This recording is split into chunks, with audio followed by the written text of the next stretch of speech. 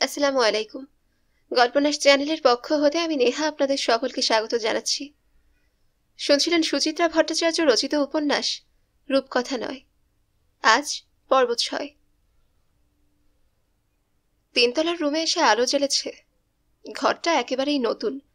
হোটেলটা এতদিন দোতলাই ছিল, তিনতলা তৈরি হচ্ছে সবে। এই ঘরখানা সচরাচর ভাড়া দেয় না মালিক। রং প্লাস্টারের কাজও এখনো বাকি। আগে থেকে বুকিং ছিল না বলে শৈবালদের ফ্লোরে স্থান হলো না। এই অর্ধসমাপ্ত কামরাই মল্লার এক রাতের আস্তানা। এতে অবশ্য মল্লারের অসুবিধে নেই। কর্মসূত্রে এর চেয়ে অনেক খারাপ জায়গায় তার থাকতে হয়েছে। বাথরুম ঘুরে জিন্স অন্তর্বাস ছেড়ে ফেলল মল্লার। ঢিলেঢালা শর্টসেই সে স্বচ্ছন্দ বোধ করে রাতে। ব্যাগ থেকে একটা বই নিয়ে আছোয়া হলো। ২-৪ পাতা উল্টোতে না পারলে মল্লারের ঘুম আসে না। বেশ জমজমাট থ্রিলার। ঝরঝর কয়েকটা পাতা পড়ছে মল্লার। থামতে হলো মশার কামড়ে। কি ঝামেলা! মশারি দেয়নি, ট্যাবলেটও নেই।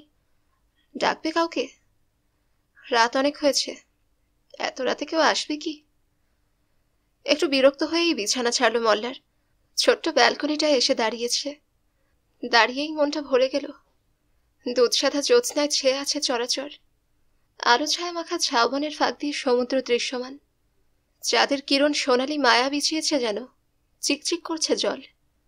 চতুর্দিক শুনশান, নিঝুম। সমুদ্র বেশ খানিকটা সরে গেছে। তার দুরাগত ধ্বনি এই নিশীথে যেন অলৌকিক শোনায়। হঠাৎ মল্লারের বুক ধড়াস। ঝাউবনের প্রান্তে এক ছায়ামূর্তি। পলকের জন্য দেখা গেল, পলকে মিলিয়ে গেছে। আবার দেখা যায়, হাওয়ায় উড়ছে তার চুল। কোনো মেয়ে? কেউ? চিকুর নয় তো? যদি চিকুরি হয়, এত রাতে কি করছে ওখানে? টি শার্ট চটি গুলিয়ে ঝটিতে বেরিয়ে পড়ল মল্লার। তরতরিয়ে নামলো একতলায়। কাউন্টারে কেউ নেই, গেট হাট করে খোলা। দারোয়ান বেঞ্চিতে ঘুমোচ্ছে। কি নিশ্ছিদ্র নিরাপত্তা! পা টিপে টিপে মল্লার পেরোলো লোকটাকে। কম্পাউন্ডের বাইরে এসে চলার গতি বাড়ালো। ঢাল বেয়ে ওঠার আগে থামলো ক্ষণকাল। পূর্ণ চাঁদের মায়া বড় বিভ্রম জাগায়। সে ভুল দেখেনি তো? না, ভ্রম নয়। ওই তো সেই নারী। চাঁদ এত প্রকট, চিনতে কোনো অসুবিধা হয় না। চিকুর, চিকুরি। হাওয়া এসে সাপটে ধরেছে রাত পোশাক। নোনা বাতাসে চিকুরও যেন দুলছে মৃদু মৃদু। মল্লার প্রায় দৌড়ে গেছে। কাছে গিয়ে চাপা স্বরে বলল, তোমার ব্যাপারটা কি? এভাবে বেরিয়ে পড়েছ কেন?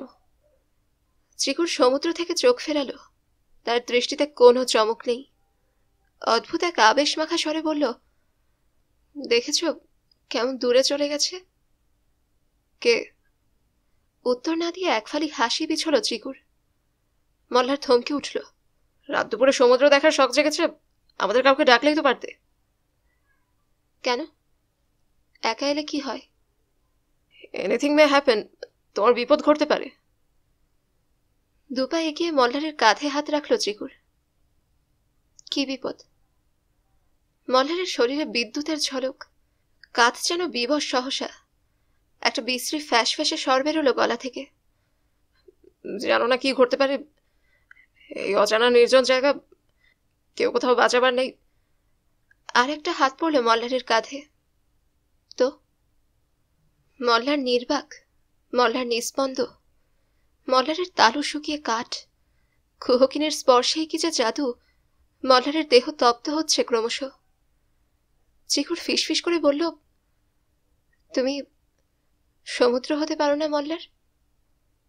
প্রাণপণ চেষ্টাতেও স্বর ফুটল না মল্লারের। সমুদ্রের আওয়াজ থেমে গেছে আচমকা। কয়েক সেকেন্ড পর বীর বিক্রমে কোথাও যেন আছড়ে পড়ল ঢেউ।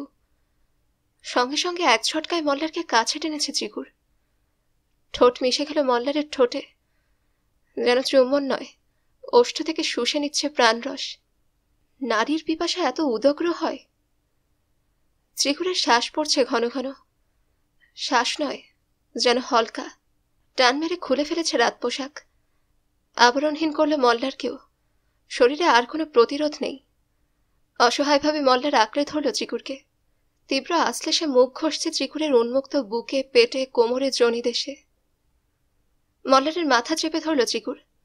আবার ফিসফিস করে বলল, এবার সমুদ্র হও মল্লার। মল্লারের শরীর জুড়ে মাথনের দ্রিমি দ্রিমি। বালিমাখা মাটিতে লুটিয়ে পড়ল মায়াবিনীকে নিয়ে। চিকুরের আঁচড়ে মল্লার ক্ষতবিক্ষত হচ্ছে। মল্লারের দেহ আছড়ে পড়ছে চিকুরে। তীক্ষ্ণ এক কামধ্বনি বাজছিল চিকুরের কণ্ঠে। আদিম সৌরভে ভরে যাচ্ছিল ঝাউবন। রমণ শেষে শুয়ে আছে শ্রান্ত মল্লার, পাশে চিকুর, জ্যোৎস্না মেখে, জ্যোৎস্না হয়ে। উরু নাভি স্তন ছড়ানো দুহাত, মুখে লেপে আছে বালুকণা, জ্বলছে চিকচিক অভ্রের কুচির মতো। বেলা করে ঘুম ভাঙল মল্লারের। সময় দেখেই চক্ষু চড়ক কাজ, 9:10। কেউ তাকে ডাকেনি কেন? ভেবেও মল্লার শুয়ে রইল খানিকক্ষণ। উঠতে ইচ্ছে করছে না। অনেক রাত অবধি জোরালো বাতাস মাখানোটা জানান দিচ্ছে গা হাত পায়ে ঝিমঝিম ব্যথা। জোর করে আড়ষ্টতা কাটিয়ে বাথরুমে গেল। বেরিয়ে ব্যাগ গোছাচ্ছে। নেশা নেশা রাতটাকে ভাবতে ভাবতে শুকোতে দেওয়া তোয়ালে প্যান্ট শার্ট পুরল চেপে চেপে। জিন্স টি শার্ট স্নিকার গলিয়ে নামছে। দোতলায় পা রেখেই চিত্রার্পিত। সামনে চিকুর, কাঁধে তোয়ালে, সম্ভবত সমুদ্র স্নানে চলেছে। মল্লারকে দেখে চিকুর একগাল হাসল। বাহ, ড্রেস ফ্রেস মেরে রেডি? চিকুরের স্বরে এতটুকু আড়ষ্টতা নেই। মল্লার কিন্তু সহজ হতে পারল না। অস্বস্তি মাখা মুখে বলল, হ্যাঁ মানে ওরা সব কোথায়? ডাইনিং হলে। চলো, ব্রেকফাস্ট ছেড়ে বেরোবে। মল্লার কাঁপা কাঁপা গলায় বলল, থ্যাঙ্কস ফর দ্য নাইট চিকুর। কালকের রাতটাকে আমি জীবনে ভুলব না। চিকুর শুনল, কিন্তু মুখে ভাবান্তর দেখা গেল না। সামান্য হেসে লঘু ছন্দে নামছে সিঁড়ি বেয়ে। পেছনে মল্লার। একতলায় এসে চিকুর বলল, ফিরছো তো বাসে, তাই না? তার মানে অফিস পৌঁছতে পৌঁছতে 3টে-4টে। চিকুরের স্বরে কোনো ওঠাপড়া নেই, আবেগ নেই, মায়া নেই, যেন কোনো স্মৃতিও নেই। কালকের রাতটা কি তবে অলিক ছিল? মল্লারের ধন্দ জাগছিল। এ কি প্রহেলিকা! সংসারে অঘটন যে কোন পথে হানা দেয় কেউ জানে না। বড় নিঃসার তার পদধ্বনি।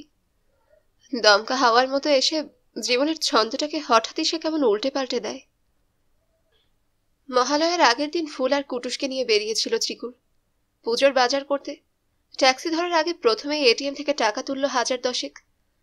তিল তিল করে জমিয়েছিল কিছু, এক ধাক্কায় নেমে গেল অনেকটা। তা যাক, মিছিমিছি ব্যাংকে পুষে রেখেই বা কি হবে? ট্রাভেল এজেন্সি খোলার পরিকল্পনা তো এখন সুদূর পড়া হতো। আদৌ এ জন্মে হবে কিনা সন্দেহ। অনিশ্চিত ভবিষ্যতের চেয়ে আজকের দিনটাই কি বেশি মূল্যবান নয়? তাছাড়া চাকরি না থাকার সময় 2 হাতে খরচ করার মজাই আলাদা। নিজেকে বেশ একদিনকার সুলতানা মনে হয়। শ্যামবাজারে আজ কি ভিড়! গত 2 দিন বিকেল সন্ধ্যায় ঝেপে বৃষ্টি নেমেছিল, বিকিকিনি মোটেই জমেনি। আজ আকাশ সকাল থেকে হাসছে।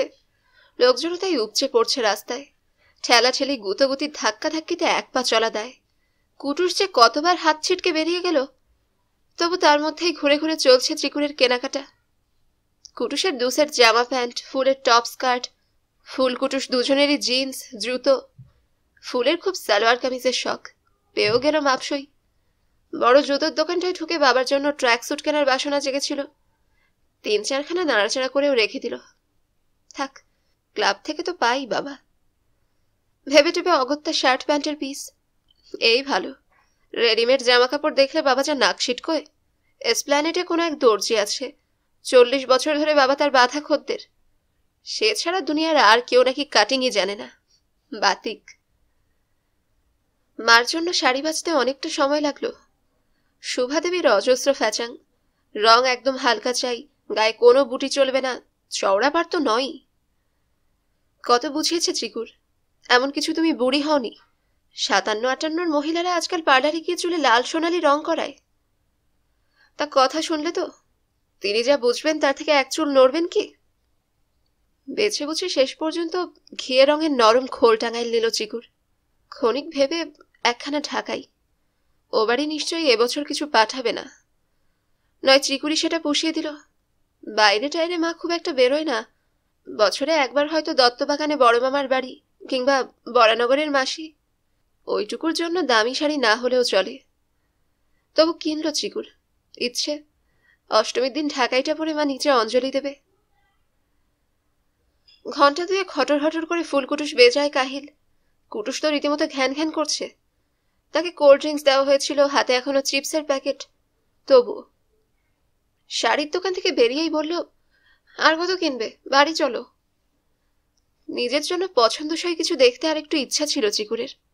থাক, পরে হবে, আজ সকলেরটা হয়ে গেল, এই যথেষ্ট। ছেলের মাথায় হাত রেখে চিকুর বলল, বায়না করো না, চলো কিছু খেয়ে নি। না, আমি বাড়ি যাব। কিচ্ছু খাবি না? না। কুটুসের জেদ উঠে গেছে, আর তিষ্ঠতে দেবে না। তাছাড়া এত লোক বেরিয়েছে রাস্তায়, হোটেল রেস্তোরাঁয় ঠাঁই পাওয়াও মুশকিল। কিছু কিনে নেবে? Fish fry? বাবা কবিরাজি কাটলেট খুব ভালোবাসে, নিয়ে গেলে ভীষণ খুশি হবে। ভিড়ে কাদাকাদি না করে বাড়িতে আরামসে খাওয়া যাবে। চৌধুরী ক্যাফেতে বুভুক্ষ মানুষের লম্বা লাইন। কাউন্টারে অর্ডার দিয়ে ছানাপোনা সমেত ফুটপাথে দাঁড়িয়ে রইল চিকুর। ধোয়ায় ধুলোয় ভরপুর চারদিকটা। সন্ধ্যের আকাশটাকে প্রায় দেখাই যাচ্ছে না। মিশ্র কলরবে কান মাথা ভো ভো করে। ঘুরে ঘুরে গলাটাও যেন শুকিয়ে গেছে। পাশের দোকানটা থেকে দুখানা ঠান্ডা পানীয় কিনল চিকুর। একটা ফুলকে দিল, অন্যটায় টান মারছে মা ছেলে। ফুলের সঙ্গে কথা বলছে টুকটাক। আসন্ন পুজোর দিনগুলো নিয়ে নানান পরিকল্পনা। ফুল বলল, একদিন সারা রাত ঠাকুর দেখবো মাসিমণি। চিকুর বলল, যাবি? তাহলে একটা গাড়ি ভাড়া নিতে হবে।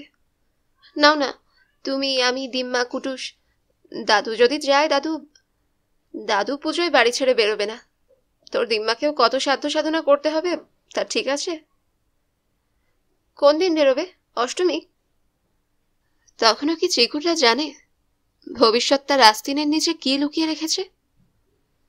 চিকুর হালকাভাবেই বলল, দেখা যাক কুটুসটা কবে থাকে। ওকে তো শ্যাম্পু করেও মেশো জানাইনি কবে নিয়ে যাবে। না, আজকালের মধ্যে ফোন করবে মনে হয়। বলেই চিকুরের নজর ফুটপাথের স্রোতে। লম্বা লম্বা পায়ে ওকে যায়। শফিকুল্লাহ? সঙ্গে সঙ্গে চিকুর চেঁচিয়ে উঠেছে, শফি, এই শফি! রোগা লম্বা শফিকুলের গতির উদ্ধ হলো। ঘুরে একবার খুঁজল শব্দের উৎসটাকে। চিকুরকে দেখেই মুখ হাসিতে ভরে গেছে। এগিয়ে এসে বলল, তুই এখানে কি করছিস? ডিউটি। চিকুর হেসে ব্যাগ ছোলার পাহাড় দেখালো। পুরনো বন্ধু দেখে উচ্ছ্বাসে ফুটছে সে। বলল, ব্যাপার কি তোর? একদম বেপাত্তা হয়ে গেছিস। ফোন করিস না, কারোর সঙ্গে যোগাযোগ নেই।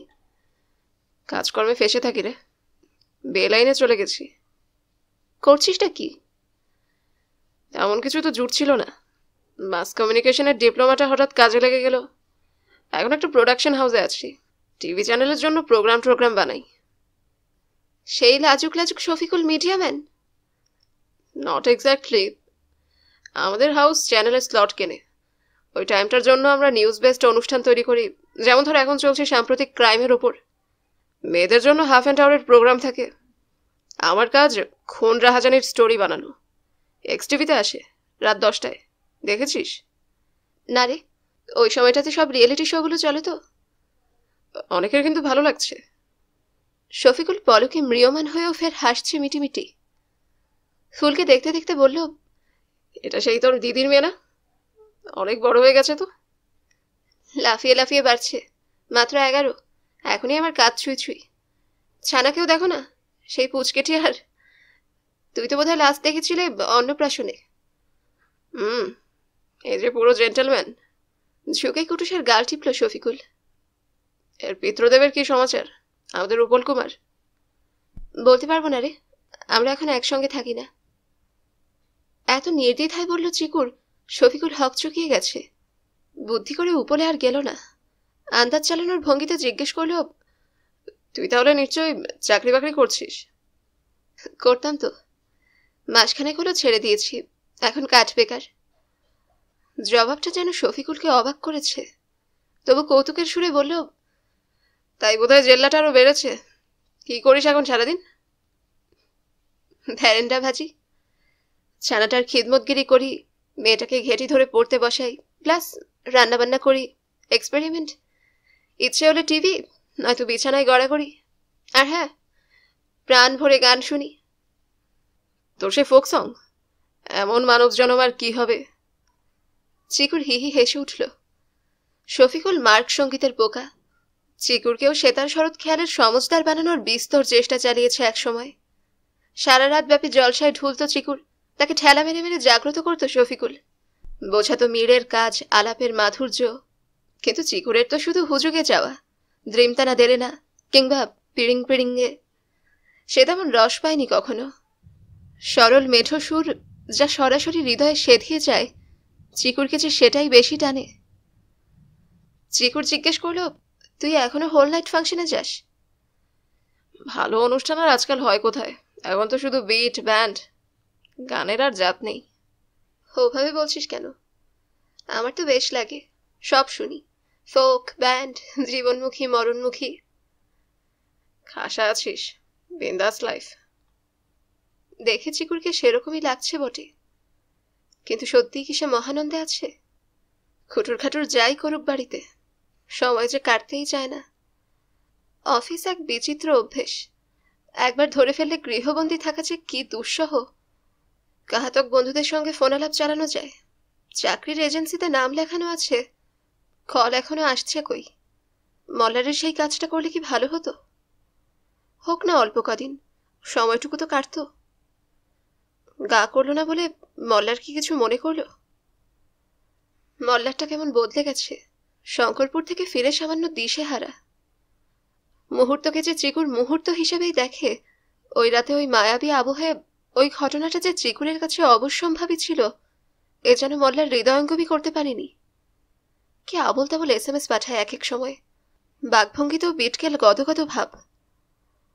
চিকুরের ভারী আজগুবি লাগে। এইসব ভারী গলায় চিকুর বলল, না রে শফি, গান শুনে পেট ভরবে না, কাজ একটা জোগাড় করতেই হবে। তোদের ওখানে কোনো ওপেনিং টোপেনিং এর চান্স আছে? শফিকুল ভাবলো একটুক্ষণ, গাল চুলকে বলল, সামনের বছর থেকে আমাদের আরো কিছু নতুন স্লট নেওয়ার কথা। নানা রকম ডকু ফিচার ধরনের আইটেমের প্ল্যান চলছে। আয় না একদিন অফিসে, তুই স্মার্ট আছিস, দেখ কথা বলে ম্যাডামকে ইমপ্রেস করতে পারিস কিনা। ম্যাডাম? আমাদের মালকিন সুছন্দা সরকার, প্রচণ্ড এফিশিয়েন্ট মহিলা, বহুত কানেকশন। প্রথমে একটা অ্যাড এজেন্সি ছিল, এখন বিভিন্ন লাইনে বিজনেস। আমি বলে রাখবো, তুই একদিন এসে দেখা কর। শফিকুল পার্স খুলে ভি কার্ড বার করে দিল, চোখ বুলিয়ে ভ্যানিটি ব্যাগে রাখলো চিকুর। কবিরাজি কাটলেট রেডি। প্যাকেটটা ফুলকে ধরিয়ে আরো খানিকটা আড্ডা চালালো আগডুম বাগডুম। কে কি করছে, শফিকুল বিয়ে করছে না কেন, ইত্যকার প্রসঙ্গ। মাঝখান থেকে কুটুসের মুখ তোলা হাড়ি। ছুটোছুটি করে শফিকুল শেষে ট্যাক্সি ধরিয়ে দিল। হৃষ্টচিত্তে ফিরছিল চিকুর। শহর জুড়ে এখন পুজোর গন্ধ।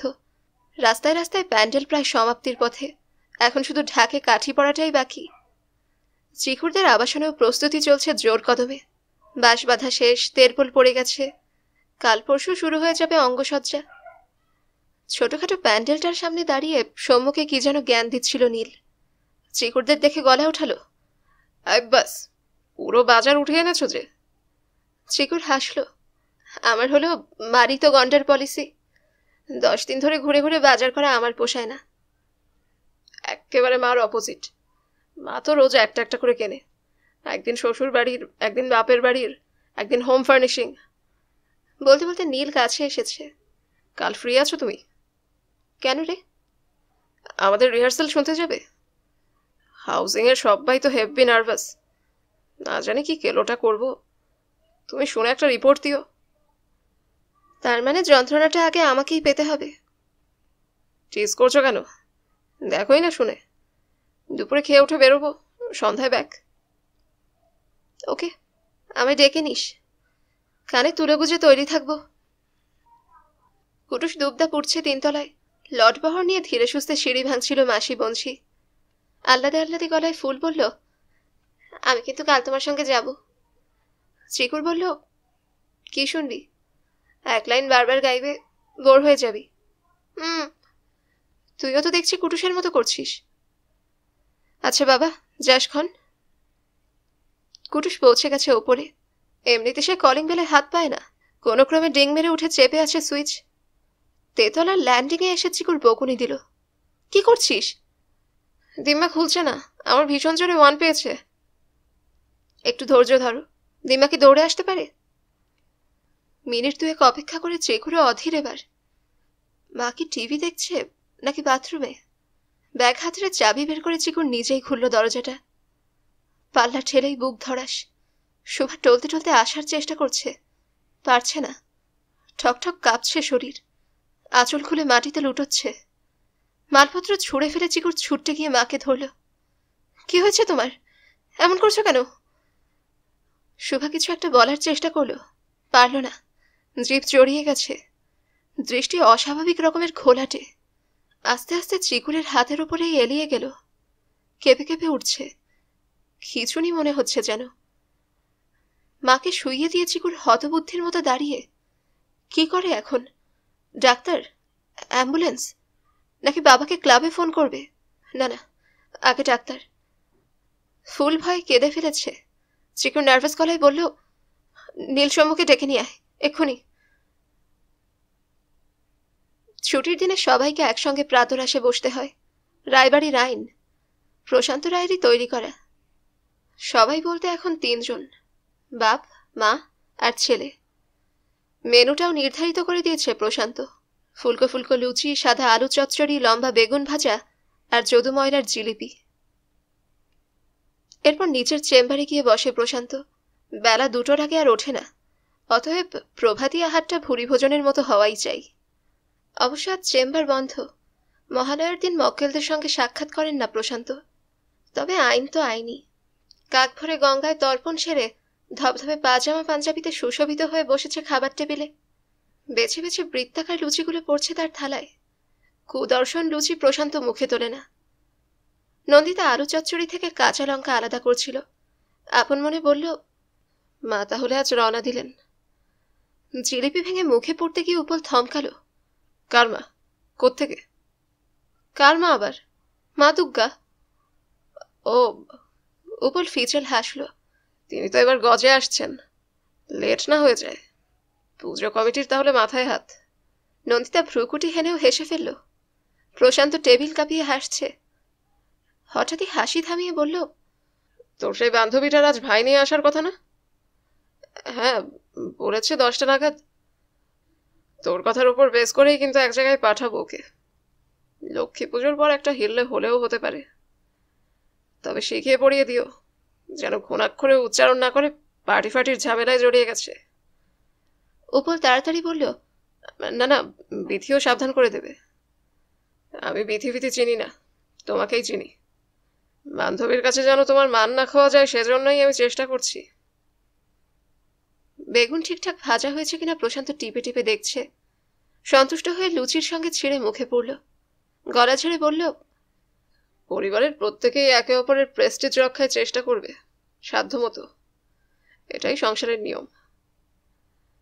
বাবার কথার গুঁড়ো অর্থটা টের পাচ্ছিল উপল। আইনের প্রতিটা ধারা যে নানানভাবে ব্যাখ্যা করা যায় সে জানে বই কি। তবে এই মুহূর্তে সে বাবার কাছে কৃতজ্ঞ। গলায় সেই সুরটাই ফুটল। কি ধরনের কাজ বাবা? অত আমি জানি না, জিজ্ঞেস করিনি। হাওড়ায় ওদের ইঞ্জিনিয়ারিং কারখানা আছে, ওখানেই কোথাও বসিয়ে দেবে। প্রশান্ত একটা গোল লুচিতে আঙুল ঢোকালো। আরেকটা কথা অবশ্যই মনে রাখতে বলবে, চাকরি পেয়েই যেন আবার ইউনিয়ন বাজি শুরু না করে। মাগ্গি গন্ডার বাজারে ওসব ধ্যাসটামো আর চলে না, বুঝেছ? উপলের আর বোঝাবুঝির কি আছে? ভন্টুবাবুর মাথায় ঢুকলেই হলো। যারা ভন্টুর মগজটা চিবিয়েছে তারাও তো এখন বাবার ভাষাতেই কথা বলে। উপল নির্বিবাদে ঘাড় নাড়ল। তৃতীয় জিলিপিটার দিকে হাত বাড়াতেই মোবাইলে বাজনা। বিধির জন্যই টেবিলে সেলফোনটা নিয়ে বসেছিল। তুলে দেখল অচেনা নম্বর। কানে চেপে মুখটা ক্রমশ বিবর্ণ। শব্দ বেশি বেরোচ্ছে না গলা থেকে, শুধু হুঁ হ্যাঁ করছে। নন্দিতার নজর এড়ায়নি। উপল ফোন রাখতেই প্রশ্ন করল, খারাপ কোনো খবর মনে হচ্ছে? ভীষণ খারাপ। উপল ঘড়ঘড়ে গলায় বলল, চিকুরের মা মারা গেছে। সে কি? কবে? কি করে? কখন? Cerebral attack. কাল রাত্রিরে শ্যামবাজারের নার্সিংহোমে ভর্তি করেছিল। আজ সকালে একটু আগে নন্দিতা চুপ হয়ে গেল, যেন বিশ্বাস করেনি এখনো। বেশ খানিকক্ষণ পর অস্ফুটে বলে উঠল, আশ্চর্য, আমাদের কাল একটা খবরও দেওয়ার প্রয়োজন মনে করলো না। এমন একটা স্পর্শকাতর মুহূর্তে উপরের হাসি পেয়ে গেল। তাদের দুই পরিবারের মধ্যে বরফের দেয়াল যেভাবে চড়া হচ্ছে দিন দিন, তাতে এই ধরনের আশা কি বাতুলতা নয়? ছোট্ট একটা নিঃশ্বাস ফেলে উপল বলল, একবার তো তাহলে যেতে হয়। প্রশান্তর খাওয়া থেমে গেছে। গম্ভীর স্বরে বলল, অবশ্যই, তবে দুটো পয়েন্ট খেয়াল রেখো। শোকের পরিবেশে কোনো অপ্রাসঙ্গিক কথা বলবে না, কেউ প্রভোগ করলেও নয়। সেকেন্ডলি, আমাদের পরিবারের তরফ থেকে যদি কোনো কর্তব্য থাকে তো করে এসো। অকারণে কাউকে হার্ট করা বা লোক হাসানো আমার প্রিন্সিপাল নয়। এগুলো আইনের ভাষা।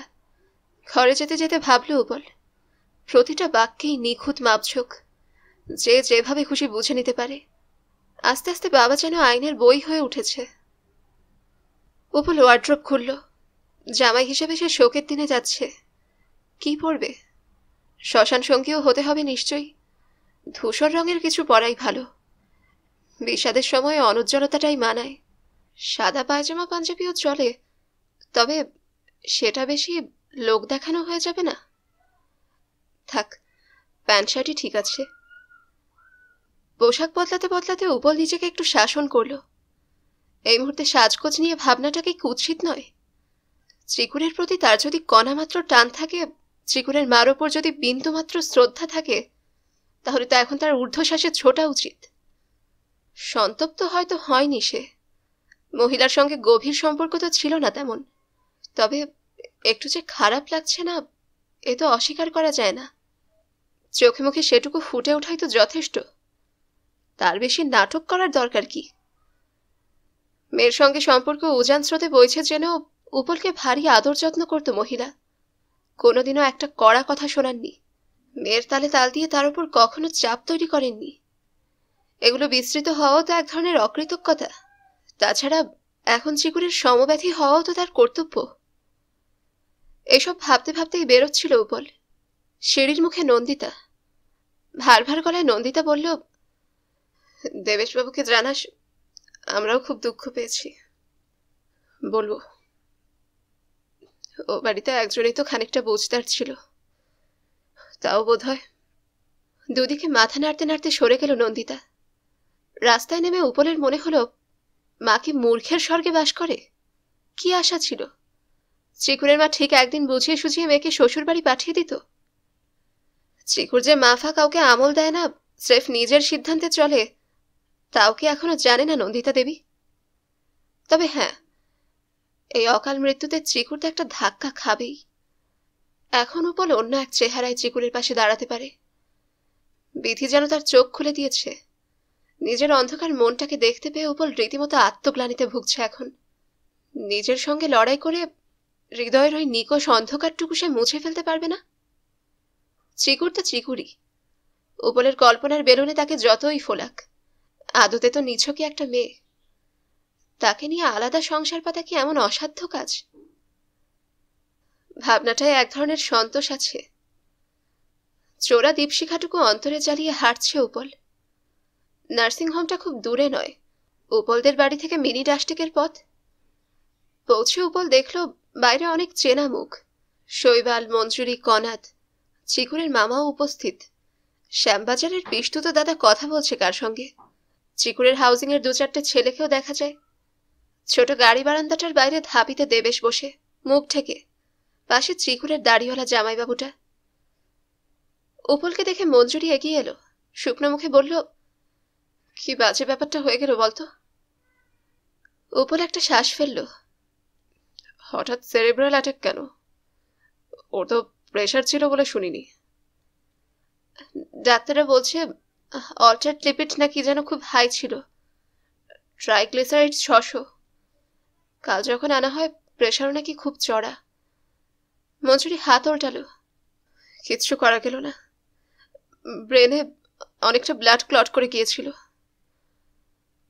চিকুরের বড় মামা পায়ে পায়ে সামনে, চোখের কোল মুছে বলল, বড্ড চাপা ছিল সুভাটা, ভেতরে ভেতরে এত রকম অসুখ পুষে রেখেছিল, অথচ কাউকে টের পেতে দেয়নি। বটেই তো, জানলে চিকুরা আরো আগেই ট্রিটমেন্ট স্টার্ট করে দিত। এই সিচুয়েশন আসেই না। উপর ইতিউতি তাকালো। চিকুর কোথায়? এতক্ষণ তো ছিল এখানেই, কিছুতেই মার মরা মুখ দেখবে না। মল্লার জোরজার করে উপরে নিয়ে গেল। কে মল্লার? আমাদের বন্ধু। ও, তুমি তো তাকে দেখোনি। যাও না, তুমিও ওপরে চলে যাও, বলবে আইসিইউ 302, দারোয়ান আটকাবে না। তিনতলা লিফট থেকে বেরিয়ে ডানে বায়ে তাকালো উপল। বায়ে আইসিইউ লেখা জলজলে বোর্ডটা নজরে পড়ার আগেই একটা সুতীক্ষ্ণ শলাকা যেন বিঁধে গেল চোখে। একখানা ভোঁতা ডান্ডা দিয়ে যেন মাথায় আঘাত করলো কেউ। এক চোয়াড়ে মার্কা ছেলের বুকে মাথা রেখে কাঁদছে চিকুর। ছেলেটা তাকে দুহাতে জড়িয়ে আছে। এই তবে মল্লার, চিকুরের নতুন বন্ধু। এর সঙ্গেই কি চিকুর গঙ্গার ধারে? একটা কুণ্ডলি পাকানো সাপ যেন নড়ে চড়ে উঠল, ফনা তুলেছে। বুকের ভেতরে ফোঁস ফোঁস আওয়াজ শুনতে পাচ্ছিল উপল। দিন যে কিভাবে যায়, দেখতে না দেখতে কেটে গেল আশ্বিন। কার্তিক তো টেরই পাওয়া গেল না। এসে পড়েছে অঘ্রাণ। আকাশ এখন ঘন নীল, মেঘের উকি ঝুঁকি নেই বড় একটা। বাতাসের জলে আবেগ কমেছে, হাওয়ায় শুকনো শুকনো ভাব। চলেছে এক অদ্ভুত সময়। গরম যাই যাই করেও যাচ্ছে না, শীত আসি আসি করেও থমকে দাঁড়িয়ে। দিনও মানে প্রখর তাপ ছড়ায় সূর্য, রাতের হিমে ভোরের কুয়াশায় শীতের কোমল আমেজ। প্রকৃতি যেন ভারী দোটানায়, ভেবে পাচ্ছে না কোন দিকে যায়। মল্লারেরও বিয়েতে আর দেরি নেই, প্রায় ঘাড়ে নিঃশ্বাস ফেলছে। দুই পরিবারেই প্রস্তুতি এখন তুঙ্গে। হচ্ছে ঘন ঘন মিটিং, অনন্ত ফোনাফুনি, কেটোরার ডেকোরেটর, বিয়ে বৌভাতের বাড়ি বুকিং, এগুলোর পালা তো কবেই চুকেছিল। কেনাকাটাও আর তেমন পড়ে নেই, নিমন্ত্রণপত্র বিলেও শেষের পথে। এখন শুধু দিনটা এলেই হয়। এমন একটা সময় মল্লারের তো অনেক স্থিত হয়ে যাওয়ার কথা, কিন্তু তেমনটা আর হলো কই। থেকে থেকে মনে পড়ে গঙ্গার ধারে সেই এলোমেলো হাঁটা। হঠাৎ হঠাৎ ঝলসে ওঠে এক অপার্থিব রাত। হৃদয় মুখরে ভেসে ওঠে নার্সিংহোমের করিডোরে তাকে আঁকড়ে ধরে সেই কান্না। সে ভুল করছে না তো, অন্যায় করছে না তো, কাউকে ঠকাচ্ছে না তো, কিংবা হয়তো নিজেই ঠকতে চলেছে। একা ঘরে শুয়ে মল্লার এইসব ভাবছিল। বই একটা খোলা আছে বটে, খোলাই আছে, পড়ছে না কিছুই।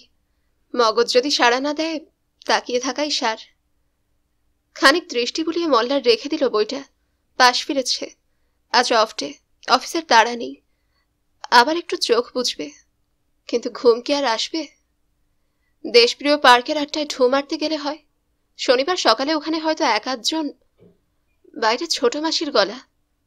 সবে তো 10টা বাজে, এর মধ্যেই ল্যান্ড করে গেল। নিজের সংসারে কোনো কাজকর্ম নেই।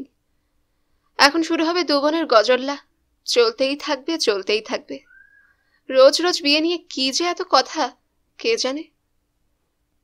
ভাবনার মাঝেই মানসীর ডাক। এই ভুতুম, এদিকে একবার শুনে যা। মল্লার বিরস মুখে বলল, কেন? আয় না। অলস মেজাজে উঠল মল্লার। না যাওয়া পর্যন্ত থামবে না, অনবরত হাঁক পারবে। ছোটখাটো ড্রয়িং হলটায় এসে দেখল মা আর মাসি পা তুলে বসে আছে সোফায়। নতুন ফ্ল্যাটে মল্লাররা এসেছে পুজোর পরপরই। তেমন প্রকাণ্ড নয়, তবে মোটামুটি ছিমছাম। দুখানা ঘর, দুখানা বাথরুম, লিভিং হল, এক ফালি ব্যালকনি, ব্যাস। কসবার এই অঞ্চলটা নতুন করে উঠেছে। বাড়িটা বাইপাস কানেক্টর থেকে বেশ খানিকটা ভেতরে। রিক্সা ছাড়া মেন রোডে যাতায়াত কঠিন। তাও ভাড়া নেহাত কম নয়, 6,000। খোলামেলা বলে নিয়ে ফেলল মল্লার, যা চাপা চাপা বাড়িতে থেকে এসেছে চিরকাল। মাসখানেকের মধ্যে সাজিয়েও ফেলল ফ্ল্যাটখানা। শ্রাবন্তীর মন মতো নয় অবশ্য, তবে তাপসীর রুচি মাফিক। মল্লার যেতেই হাতে একটা ছোট্ট গয়নার বাক্স ধরিয়ে দিল তাপসী। আমোদিত স্বরে বলল, দেখ তো দুলজোড়া কেমন হলো। বাক্সটা খুলল মল্লার, চোখে কৃত্রিম বিস্ময়। বাহ, খুব সুন্দর। দিদির বানানো নেকলেসটার সঙ্গে একদম ম্যাচ করে যাচ্ছে না। তাপসী বলল, ওকে জিজ্ঞেস করে কি লাভ, ম্যাচিং এর বোঝেটা কিও। তা বললে চলবে দিদি, এবার তো ম্যাচিং ট্যাচিংগুলো শিখতে হবে। নইলে বউ ছাড়বে? মল্লার বলল, সে যখন দরকার হবে শিখবো। এত উদাস উদাস কণ্ঠ কেন? যেন ইন্টারেস্ট পাচ্ছিস না। দিদি সেদিন বউয়ের শাড়িগুলো কত আগ্রহ নিয়ে দেখাচ্ছিল, একবার লুক মেরেই চলে গেলি। মানুষই ঠোঁট টিপে হাসছে। চোখ ঘুরিয়ে বলল, লজ্জা পাচ্ছিস? কি যে পাচ্ছে তা শুধু মল্লারই জানে। তবে মনে যাই চলুক, সবকিছু তো করেও যাচ্ছে। বিশ্বরূপের সঙ্গে বেরিয়ে স্যুটের মাপ দিয়ে এসেছিল, ট্রায়াল দিল গত সপ্তাহে। মামাসিরা জানে না, অফিস থেকে বিশাখাকে নিয়ে একদিন গয়নার দোকানেও গিয়েছিল মল্লার। সবাই বলল ফুলসজ্জায় নাকি বউকে সারপ্রাইজ গিফট দিতে হয়, তাই একটা হীরের আংটিও কিনল। মধুজামিনীর বন্দোবস্তও তো মল্লার সেরে ফেলেছে। শ্রাবন্তীর শখ শীতের সময় আরও ঠান্ডায় যাবে, জায়গাও পছন্দ করে দিয়েছে, সিকিমের ইউমথাং। বিয়ের পর ভাবি বউয়ের বরফের দেশে যাওয়ার স্বাদ মেটাতে ট্রেনের টিকিট, হোটেলের বুকিং সব রেডি। কোনো কর্তব্যেই তো মল্লার ফাঁক রাখেনি। মুখে হাসি টেনে মল্লার বলল, লজ্জা পাওয়াই তো রেওয়াজ ছোট মাসি, নইলে তোমরাই তো আমাকে বেহায়া বলবে। মরে যাই শুনলি দিদি, শুনলি তোর ছেলের বলি? মানুষই হেসে গড়িয়ে পড়ল। তাপসী মুখে আঁচল চেপেছে। মল্লার আরও একটুক্ষণ দাঁত বের করে ফিরল ঘরে। আবার থ্রিলার খুলে শয্যায়। সবে পড়া শুরু করেছে মোবাইলে সুরঝঙ্কার, এবার স্বয়ং শ্রাবন্তী। বিয়ে যত কাছে আসছে শ্রাবন্তীর ফোনের বহর বাড়ছে তত। দিনে এখন তো 3-4 বার গলা শুনতেই হয়। মল্লার বলল, কি করছিলে? একটা বই ওল্টাচ্ছিলাম। কি বই? কিনেছি একটা, হাইলি ইন্টারেস্টিং। আমার চেয়েও? হাসি নয়, যেন একরাশ কাচের চুড়ি বেজে উঠল ওপারে। তুমি কি বেরসিজ্ঞ? মিথ্যে করেও তো বলতে পারতে আমার ধ্যান করছিলে। বানিয়ে বানিয়ে বললে বুঝি তুমি খুশি হও? আহা, তোমার তো সত্যি সত্যি এখন আমার কথা ভাবা উচিত। সব ছেলেই তাই করে, বুঝলে? মল্লার শ্বাস ফেলে বলল, এই ছুটির অ্যাপ্লিকেশন দিলে অফিসে? কদিনের? 2 weeks। ব্যাস, মাত্র 14 দিনে হবে? কেন, আমরা তো 7 দিনের জন্য বেড়াতে যাচ্ছি, আর বিয়ে টিয়ে মিলিয়ে ধরো আরো দিন 7। তুমি কি গো, হানিমুন থেকে ফিরেই অফিসে দৌড়বে? কত কি প্ল্যান করলাম, এর ওর বাড়ি যাওয়া আছে। আমার মাসতুতো দিদি তো নেমন্তন্ন করেই রেখেছে। ওখানে সারাদিন হই হুল্লোড় হবে। কন্যাগরে গঙ্গার ধারে ওদের কি সুন্দর বাড়ি, কত হাওয়া বাতাস। শ্রাবন্তী বকম বকম করেই চলেছে। ফোন ছাড়ার পরে মল্লারের আবার মনে হলো মেয়েটা বড্ড সাদামাটা, মনটা টলমলে জলের মতো স্বচ্ছ। শ্রাবন্তী যে শুধু মল্লারেই ডুবে আছে তাতে কোনো সন্দেহ নেই। চিকুরটা বড় জটিল, কিছুতেই তার তল পাওয়া যায় না। মল্লারকে জড়িয়ে নার্সিংহোমে অত কান্নাকাটি, অথচ পরে তাকে আলাদা করে চিনলই না যেন। চিকুরের মায়ের কাজটা তো শৈবাল মল্লারই হাতে হাতে তুলল। শ্রাদ্ধের দিন সকাল থেকে সন্ধে চিকুরদের বাড়ি পড়ে রইল মল্লার। একটিবারের জন্য বোঝা গেল চিকুর তাকে একটা বিশেষ জায়গা দিয়েছে। উপলকে শ্রাদ্ধের দিন দেখেছে মল্লার, বোকা বোকা লালটু মার্কা চেহারা। হুমদো মুখে বাপমার সঙ্গে শ্রাদ্ধ বাসরে এলো। মিনিট 15 দাঁড়িয়ে গুটগুট করে তাদের লেজ ধরে ফিরে গেল। যাওয়ার সময় দাদু ঠাকুমা তাও কিঞ্চিত সোহাগ দেখালো নাতিকে। মাকড়াটা কিন্তু দিব্যি নির্বিকার। শালা ঢ্যাঁড়সটা যদি আগেই চিকুরকে ঘেঁটি ধরে নিয়ে যেত, মল্লারকে আজ এই অশান্তিতে পড়তে হতো কি? তবে ওই ন্যাদোষকে চিকুর ভালোবাসতে পারেই না। বোকা পাঠাটার সেই পৌরস্য কোথায়? চিকুরকে মল্লার যা দিতে পারে, শালা বোকা পাঠাটার ক্ষমতা আছে তা দেওয়ার? ইস, চিকুরের রহস্য আর ঝাঁজ যদি শ্রাবন্তীর বৃঢ়া আর নম্র সমর্পণের সঙ্গে মেলানো যেত। ওফ, আবার সেই ধন্ধ, আবার চিকুর। দীর্ঘশ্বাস ফেলে নিরুপায়ের মতো সেলফোনটা টানল মল্লার। চিকুরের নম্বরের সঙ্গে চলভাস ক্যামেরায় তোলা চিকুরের ছবিখানা বার করে দেখছে। সবুজ বোতামে হাত চলেই গেল। ওপাশে চিকুরের সতেজ গলা। হঠাৎ বড় বাবাজির এখন আমার কথা মনে পড়ল যে? তোমাকে আমার সর্বক্ষণই মনে পড়ে। মস্কা বেরো না, বিয়ের কার্ডটা পর্যন্ত এখনো আমায় দিলে না। একখানা নেমন্তন্নের চিঠি পাওয়া কি এতই জরুরি? একটুও না। তুমি ইনভাইট না করলেও আমি যাচ্ছি। জানো তো, তোমার সঙ্গে আমার একটা টেলিপ্যাথি আছে। এইমাত্র ভাবছিলাম তোমায় একটা কল করি, হাতে ফোনটা নিয়েছি অমনি তোমার। কেন ফোন করছিলে? এমনি? আগে না স্যার, বেকার মানুষ, ফালতু পয়সা খরচ করবো কেন? একটা গুড নিউজ আছে।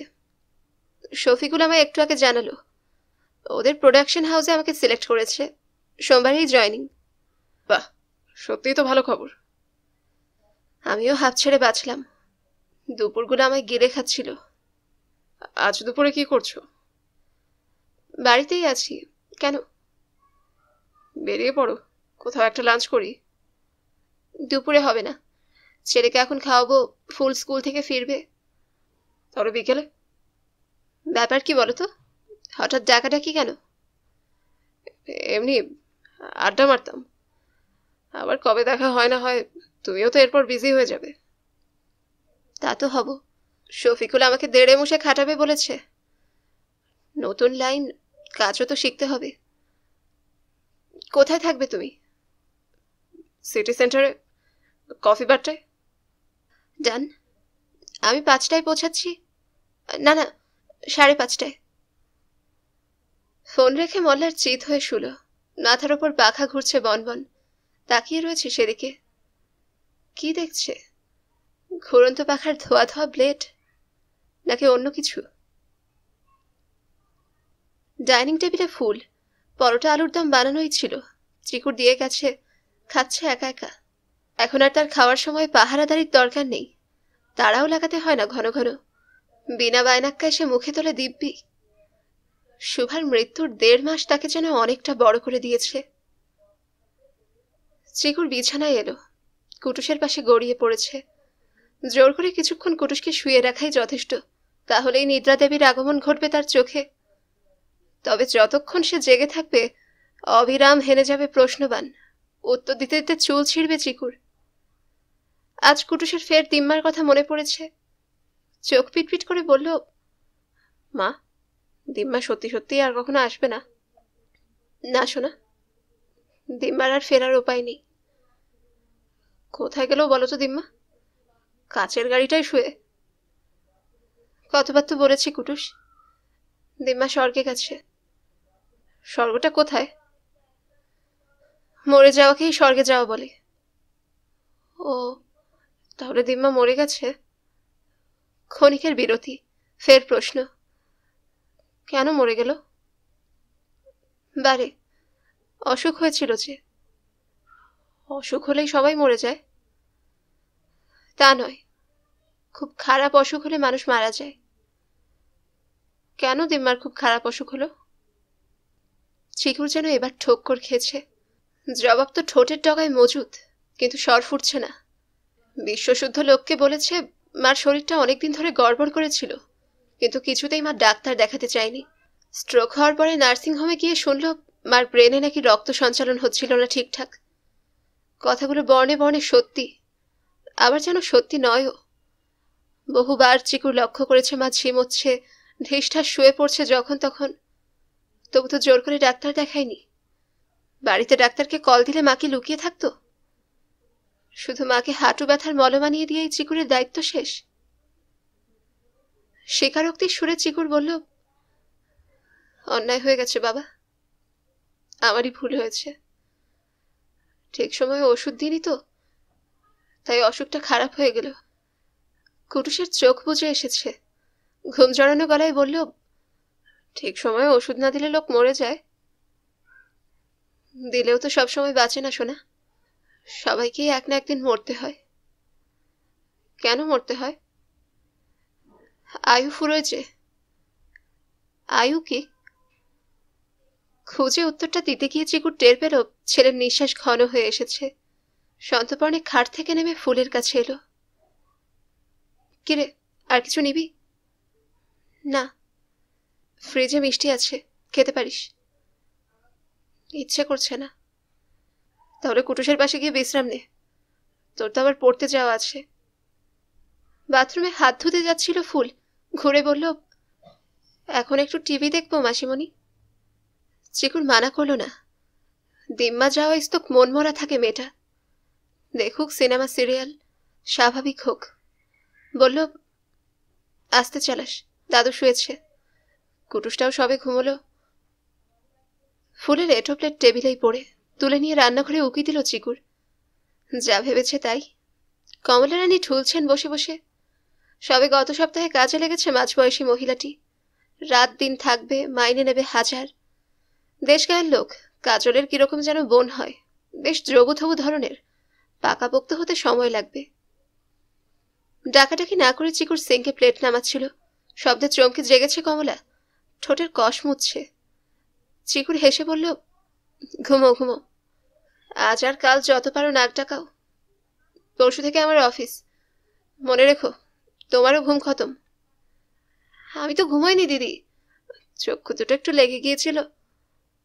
আর লাগার সুযোগ পাবে না। আমি না থাকলে বাচ্চা স্কুল থেকে ফিরে যা শুরু করবে। চিকুর গিন্নি গিন্নি ভাব ফোটালো। কয়েকটা কথা শুনে রাখো, আমি সকাল 10টায় বেরোবো। ফেরার কিন্তু কোনো ঠিক থাকবে না। রাত্রির 8টা 9টা 10টাও বাজতে পারে। কাজলদি রেঁধে দিয়ে যাবে, বাকি সব দেখভালের দায়িত্ব তোমার। এখন বাবা বাড়ি থাকছে, এরপর কিন্তু বেরোবে। দুপুর বিকেলটা তুমি কুটুসের সঙ্গে ছায়ার মতো থেকো। বিকেলে ওকে পার্কে নিয়ে যাবে, খেলাধুলো করুক, ছুটোছুটি করুক, তুমি শুধু চোখটা খোলা রাখবে। দুপুরবেলা হুটহাট দরজা খুলে বেরিয়ে যেতে পারে কুটুস। আজকাল খুব পা বেড়েছে। তো কিচ্ছুটি ভেবো না দিদি, আমি কি বাচ্চা মানুষ করতে পারিনি? নাতিকে তো আমি কোলে পিঠে করেই মানুষ করলাম। ছেলেও ছোটতে কম দামাল ছিল নি, হামা টেনে টেনে রাস্তায় নেমে যেত।